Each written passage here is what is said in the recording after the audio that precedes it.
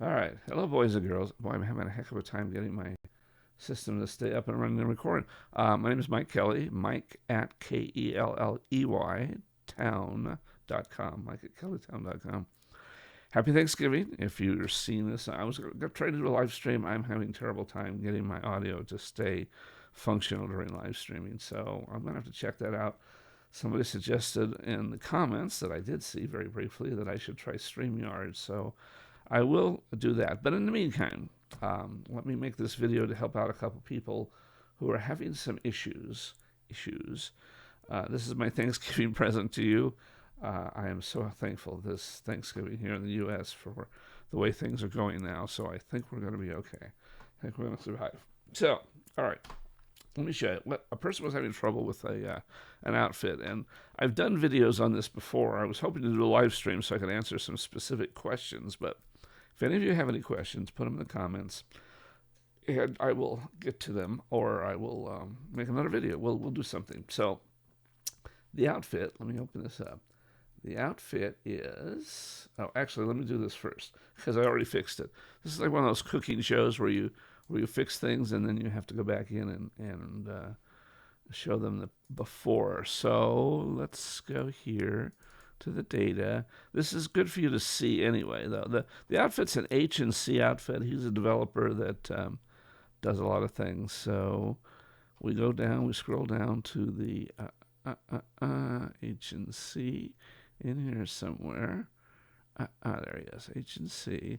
And it is the checkered 2018, I think it is. 2018 checkered outfit. Okay.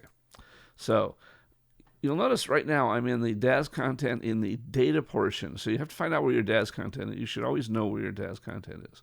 It's in the data portion, and then of course this is the developer, and this is the item that we're having problems with. So I've already fixed this, but I'm going to go in and unfix it, if that makes sense to you. So I'm going to go in and let's see, where is it? It is, there we go, shoes B. Okay, so I have this thing here, so I'm going to mark it out here.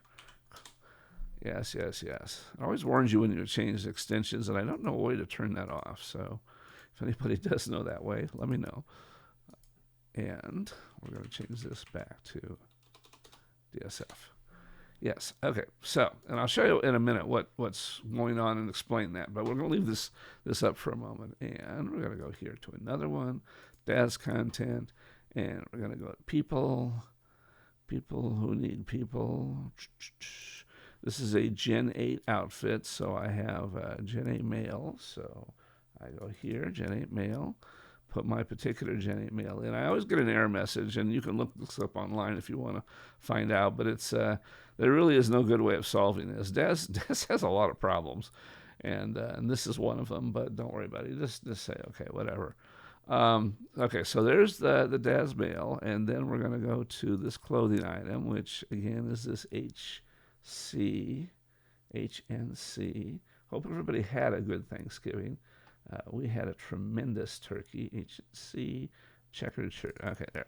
Checkered shirt outfit. Okay, so we're going to put this outfit on.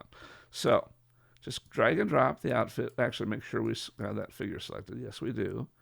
And drag and drop the outfit. Whenever you drag and drop, make sure you have your figure selected on there. So we have the figure. I'm going to get rid of these things, which we don't really need. So on this figure, if you export this and then try to bring it into a transformer, and I'll be loading up Character Creator 4 while we're talking, if you try to do that, it will crash. It will tell you no suitable profile found. I'm sure everybody that's ever used Transformer has seen that message at least once. And there's a lot of different reasons why you can get that message. But the one reason you're getting it now is because outfits like this particular one, will tend to hide portions of the character behind them.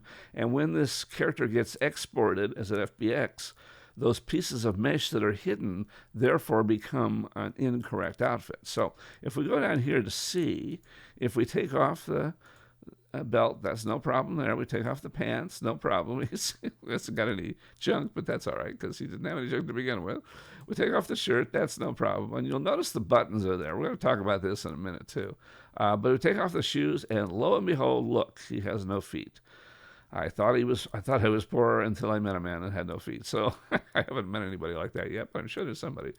Anyway, so what's happened is this outfit, when this outfit loaded in, this particular shoe thing, when it loaded in, hid the mesh that was the feet. As a result, if you try to bring this character in Creator, it'll say new to suitable profile because it doesn't find a character that has all the meshes it explains. It expects. It expects to have feet. So when it doesn't have feet, it's not going to like it. So one thing you can do immediately is you can just take that piece of outfit off. So if you do this and have the shoes highlighted and just delete it, you notice the feet come back and now the feet. And now if I export this, it'll work just fine in Character Creator. I want you to take my word for it because I don't want to make this a long drawn out process. So it actually will still have another problem or two that we're going to talk about that have nothing to do with this suitable profile file. So. But, in general, you usually want the whole outfit.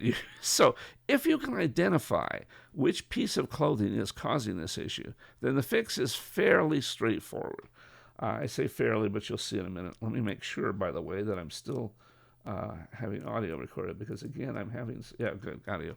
Having problems with my audio dropping in and out. Okay, so what you can do is, I started to show you here, is you can go into the data portion of that outfit and edit the actual DSF file. And in the DSF file, you have to use a text editor. I always use Notepad too, but there's lots of different things you can do. But in this one, this is the program, the code, and then you can go search and find, and what you're looking for is graft, as in giving, some policeman looking for graft. You find that, and then when you find that graft section, if you do find it, then you can just take that graft section completely out, just delete it, and then save it as a new file, which I've done. I'm not going to do that here because, again, cooking shows, but if you save that, and then you have it as this new one, so I'm going to make this one the old one. Yeah, I know it's going to complain to me about that. And then this one is the new one, so it's the real DSF. Yes, I know. And so now with that loaded in properly, without the graft thing, which the grafting is just taking away those meshes as a part of it. So now if we take out these things and we go into the outfit, which is here, and we load it back in to this character, making sure we're got the character selected. I always want to do that because otherwise it doesn't load it onto the character itself. Just puts it in. And now if we take the shoes and hide them, you'll see that the feet are still there. Okay? So that's how you do all that stuff. So that, now you might say, Mike, that's a lot of work. I don't want to edit a file. I don't want to do that. Okay, there's other ways you can do it. One way is you can take the shoes and as we've always shown, if you delete them, then they're not. It'll bring back the mesh is what it'll do. So you can take the shoes out here once you identify with, and then you can take the shoes, and without the character selected, you can bring those shoes in. And if you bring them in separately, so that they're not attached to that person, then the feet are still there. So there's the shoes. So you can do that. You can export it that way. You might say, Mike, that's just so much easier. Well, yes and no. Doing it this way sometimes works just great, just like it did here. It will work perfectly here. However, sometimes the shoes won't line up. They won't be in the proper position. When you export them, they won't come in and transfer correctly. You'll have to try to line them up. So there's lots of different ways of doing this. I'm just trying to show you a different approach to solving this particular problem of there's no such character to meet this. Two last things I wanted to mention is that this outfit, when you bring it in like this, still has an issue with the shirt. The shirt won't pose correctly, and I think I've shown this in other videos before. What you'll have to do is take the shirt in Character Creator 4 and make it an accessory, and also take out the conformation to the character. So it'll snap back to this position, and then you have to take your character, repose them in that position, and then attach the shirt again. And I've shown this in other videos. I don't want to go through that again. I just wanted to mention that. That's one thing you'll have to do. And the final thing is the buttons here. I have found no particular way to get the buttons in properly without a long, involved series of steps. And I'll mention them to you in case you want to try them. It works, but it's just a lot of work. You have to export the shirt You don't have to export the rest of it. But export the shirt only as a DAE file. That's a collada file, particular file type. That particular file type will correctly hold the buttons in shape, and then you have to bring the whole item into Blender and then export it again as FBX. Now you can import it into Transformers as an object, separate object, as an accessory, and then fit, like we say, fit it to the character, and pose it to the character as I've shown in other videos, and it will have the buttons. However, you'll have to then put the textures back on. Actually, I think if I go through that process, it keeps the textures. So that works. That will work. If you want to do it the easy way, you can export the shirt as an OBJ, and it will have the buttons, but it won't have the textures. So then you'll have to do the textures manually yourself. So I think that gives you a number of ideas on how to deal with these button issues. The problem with the buttons is some developers make them into a child figure of the shirts that they're on. And when they do that, it just plays all havoc with export. There's just no easy way around it. So the last thing I wanted to mention before I pass out from Turkey is somebody was having trouble running my script, and that's because they weren't using the Dazconfig file, which I've also talked about in a number of places. But let's see if I can do this here. See if I can find it first. Dazconfig. Okay. So if we open this up, edit with Notepad, so you can see what it looks like. This is just a Dazconfig file that you have to have in your documents directory in order to run my script. And what it tells you, and this is the format, so you can look exactly at this format. This is how you have to have it. In brackets, it has to say my defaults, and then it has to say my directory equals, and then whatever directory you want it to work in. It's got to have a place, a work map place to store stuff. So this is just a place to store things. And then wherever you have your Daz content located, this has to be there. Now, some people have mentioned this, they've had their Daz content located in more than one place.